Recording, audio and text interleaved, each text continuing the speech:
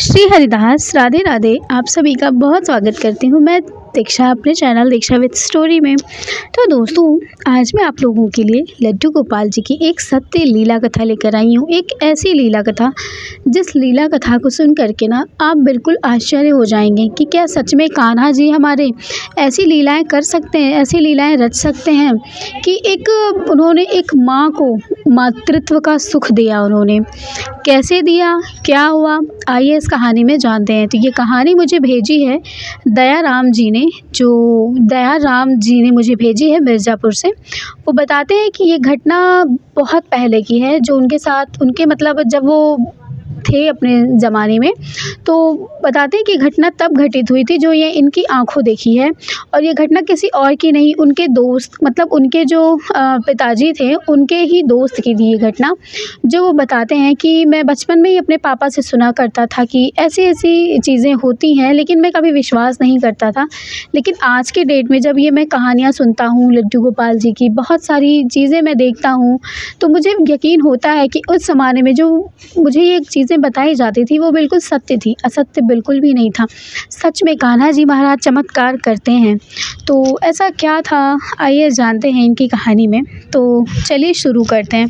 तो ये घटना है जो मिर्ज़ापुर से। वो बताते हैं कि संतोष कुमार की ये घटना है। तो संतोष कहते हैं कि मेरे घर में मेरी पत्नी है और मेरा पूरा परिवार है। मेरे पूरे परिवार में मेरा छोटा भाई है, मेरी माँ है, मेरे पापा हैं, सब लोग हैं घर में, और मेरी एक बहन भी है।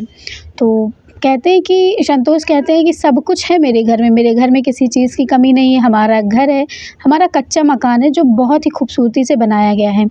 हमारे घर में हमारे खेत हैं, सब कुछ है हमारे घर में। हम किसान हैं, हम किसानी करते हैं, हमारे पिताजी और हम किसानी करते हैं। मेरी पत्नी भी हमारा हाथ बटाने के लिए खेतों में जाके काम करती हैं। कहते हैं संतोष कि सब कुछ चीज़ का संतोष है हमारे पास, लेकिन बस दुख सिर्फ इस चीज़ का है कि हमारे कोई संतान नहीं है, हमारा कोई बच्चा नहीं है अपना। इस चीज़ को लेकर के संतोष कहते हैं कि मैं भी दुखी रहता हूँ, और मुझसे ज़्यादा दुखी मेरी पत्नी रहा करती है।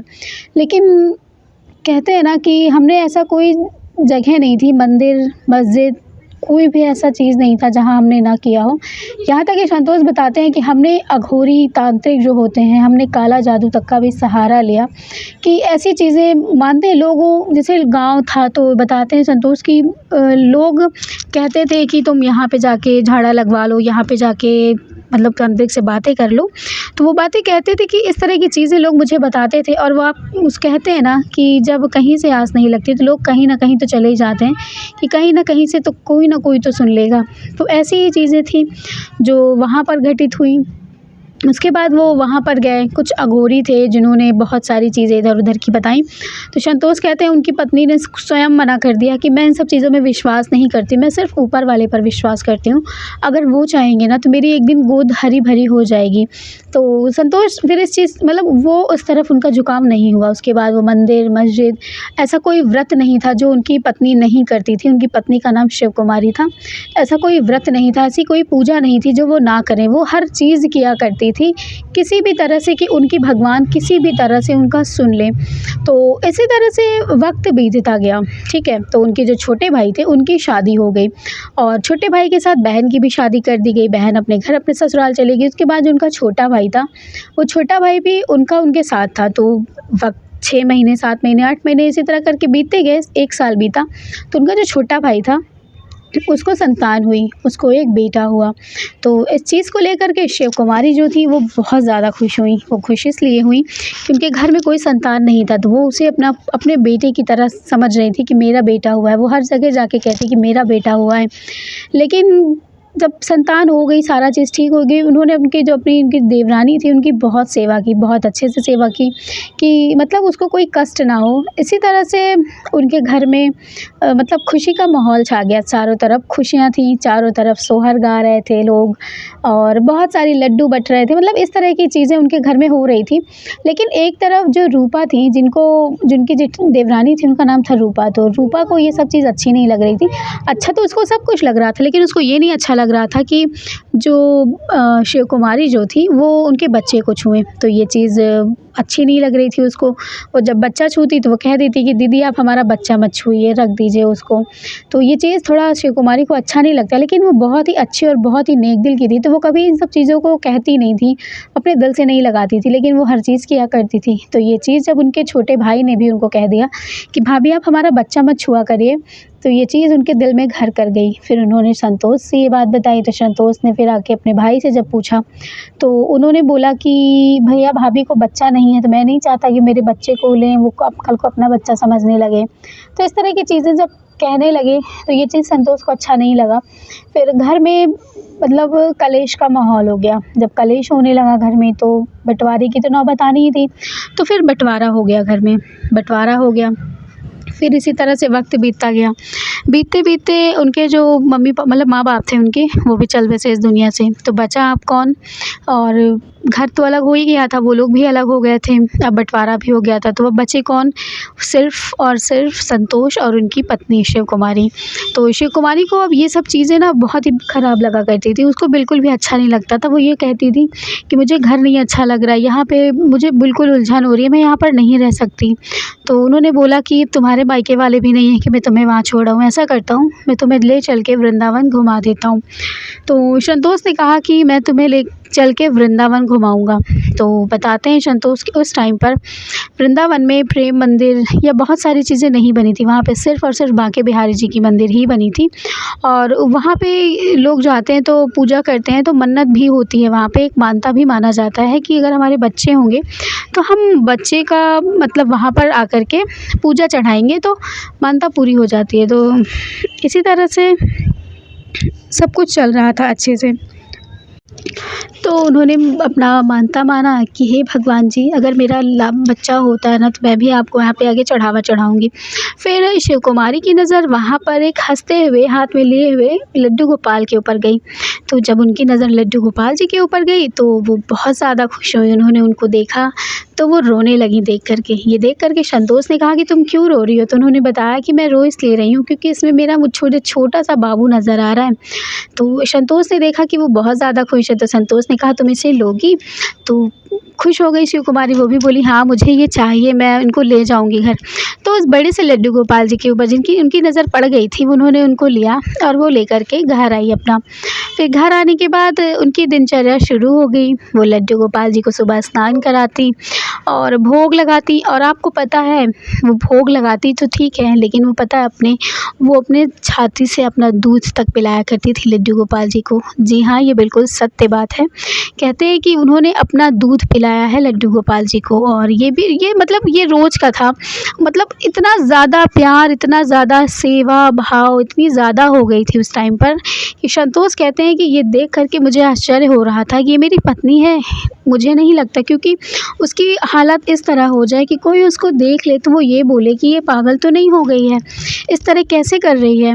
और यहाँ तक कि वो हमेशा, संतोष कहते हैं कि मैं हमेशा देखा करता था वो अपने साड़ी के पल्लू के नीचे लड्डू गोपाल जी को लगा लेती थी सीने से, और वो कहती थी कि कान्हा दूध पी रहे हैं, अभी शोर मत करो वरना कान्हा रोने लगेंगे।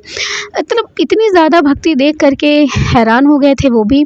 और वो कहते कि जब मैं उसको कुछ कहता तो वो कहती कि चुप रहो, अभी लल्ला रो रहा है, अभी कुछ भी मत कहो, और जाओ मेरे लल्ला के लिए ये लेकर आओ, खिलौने लेकर आओ बाज़ार से। मतलब वो इस तरह की चीज़ें करती।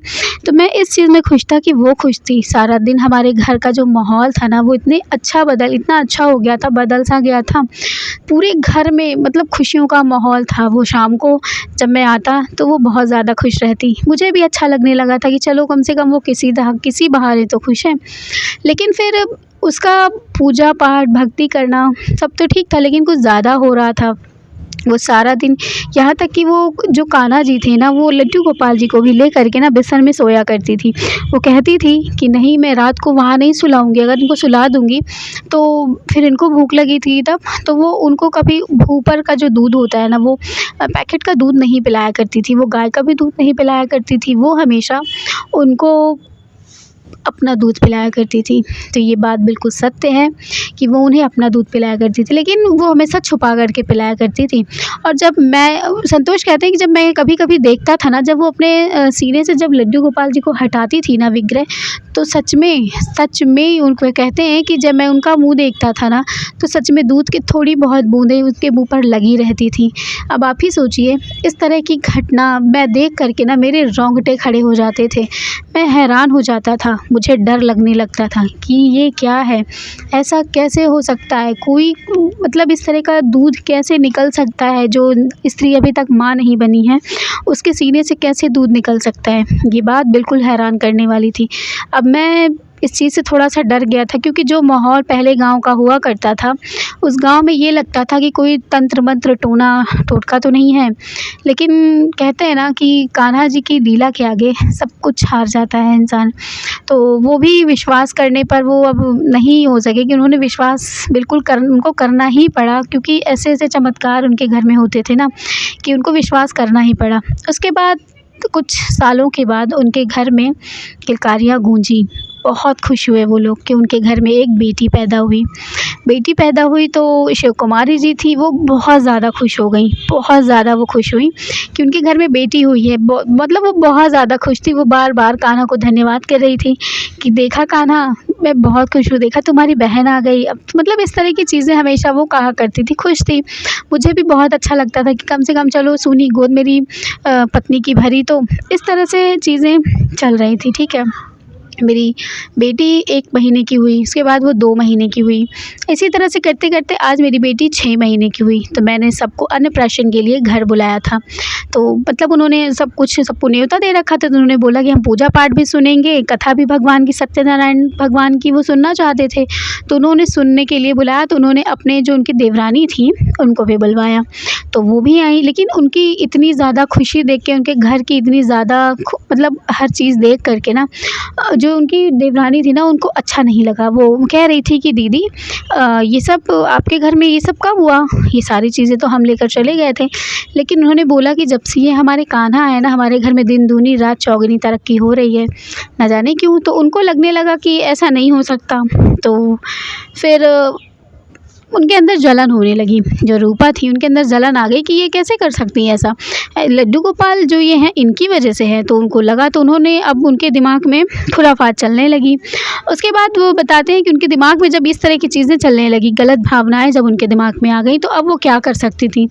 उसके बाद सारा पूजा पाठ हुआ, सब कुछ अच्छे से हुआ। उसके बाद वो शाम हो गई, शाम को उन्होंने खाना वाना खाया। खाना वाना खाने के बाद फिर वो बोली कि दीदी आज हम यहीं रुक जाते हैं। तो उनकी जो थी वो भी खुश हो गई कि बोली कि बिल्कुल रुको, मैं तो चाहती हूँ कि हम सब फिर पूरा परिवार एक साथ हो जाए, तो क्या तुम रहना चाहती हो? तो उसने बोला कि नहीं नहीं दीदी, बस आज रात के लिए मैं रुकूंगी, फिर मैं अपने घर चली जाऊँगी। तो उन्होंने बोला ठीक है रुक जाओ। रुक गई, रात हुई, सो गए सभी। उसके बाद सुबह हुई तो घर में, जिस घर में कल तक खुशियों का माहौल था, उस घर में रोने की आवाज़ें आने लगीं चारों तरफ से। रोने लगी, बहुत ज़्यादा रो रही थी शिव कुमारी। शिव कुमारी कहने लगी कि मेरे लड्डू गोपाल जी नहीं मिल रहे, मेरी बेटी नहीं मिल रही है। वो दोनों गायब हो चुके थे पूरा। फिर उसके बाद पूरे गांव में ये शोर हो गया कि उनके लड्डू गोपाल जी और उनकी बेटी दोनों नहीं मिल रही हैं। लोग ढूंढने लगे चारों तरफ जा जाकर, लेकिन कहीं भी नहीं मिले। पूरे घर में ढूंढ लिया गया, कहीं नहीं मिले। उसके बाद अब समझ में नहीं आ रहा था कि वो कहाँ गए। यहाँ तक कि वो लोग सरपंच के पास भी गए, उन लोगों ने उनसे पूछा कि मतलब क्या हुआ। तो सबने बताया कि क्योंकि उस टाइम पर ना जो शिव कुमारी थी ना, उनको लोग बहुत ही ज़्यादा मानते थे, बहुत ही ज़्यादा सम्मान देते थे।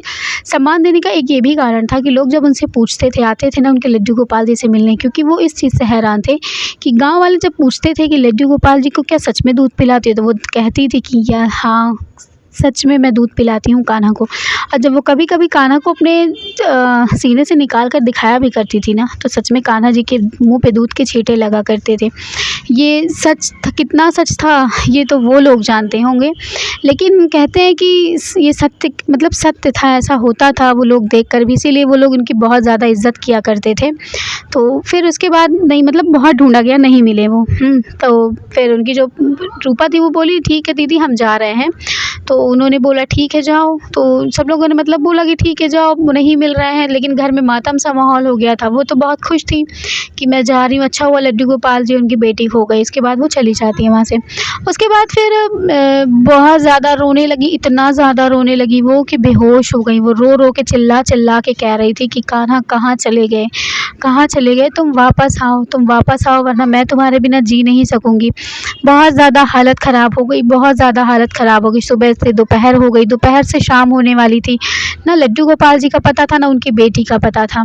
उसके बाद शाम होने ही मतलब हो ही गई थी शाम को। तो उनकी मतलब उनका तबीयत भी ठीक नहीं था। तो वैद्य जी आते हैं, वैद्य जी आके उनका इलाज करते हैं।